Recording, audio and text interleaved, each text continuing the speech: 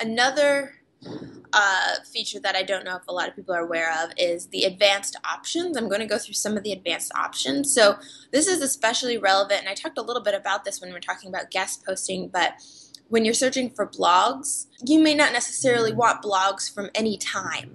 And I even labeled this campaign, we don't want outdated blogs. There's a lot of times I'm searching for blogs, and if I don't correctly qualify this, you'll get someone who stopped blogging in 2012, and that's probably just not someone you want to reach out to.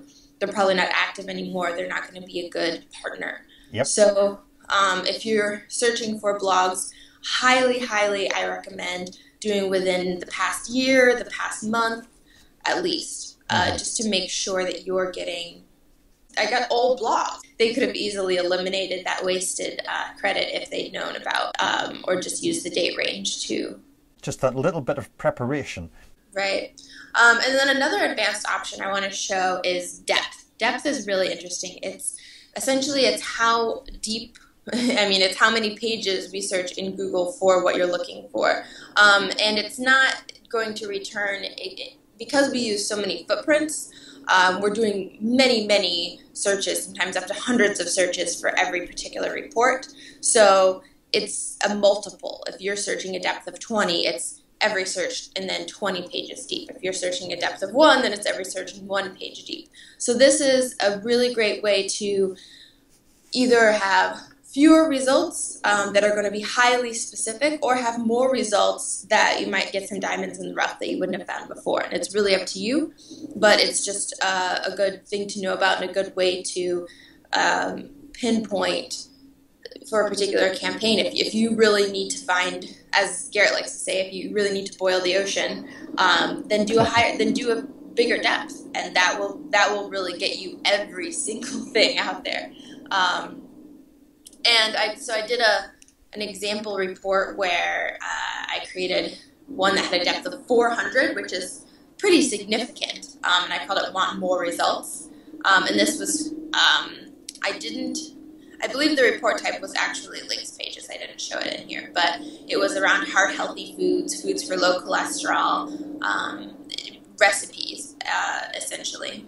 And we ended up getting 21,000 results, which is, okay. That's crazy. And as you can see, this is the top, so these look pretty good, but I guarantee you, and I probably should have taken a picture of the bottom of the report, because once you get down to 8,000, 9,000, 10,000, there's probably a lot of things in there that aren't necessarily relevant. But if you have a team of people that are able to qualify, look page by page, and see if it applies or not, I would highly recommend doing this, because you're going to find things that you wouldn't necessarily find otherwise.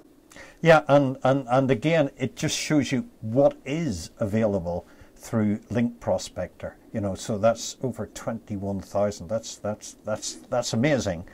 And of course, you can choose then whether you want Link Prospector to whittle that list down for you.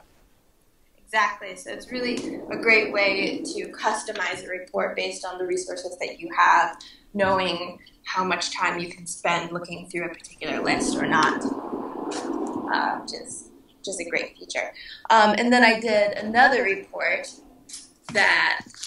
wherein I showed fewer results, and for this one I selected a depth of 3, so that was much fewer, even fewer than the typical. And I did the same search, the same report type, heart-healthy foods, the same exclusions, same everything, and I ended up getting 289 results. It's great for if you want to go through 20,000 pages to find every single thing, or if you're just looking for a few good sites and you want to go through 300 results, which will be a lot.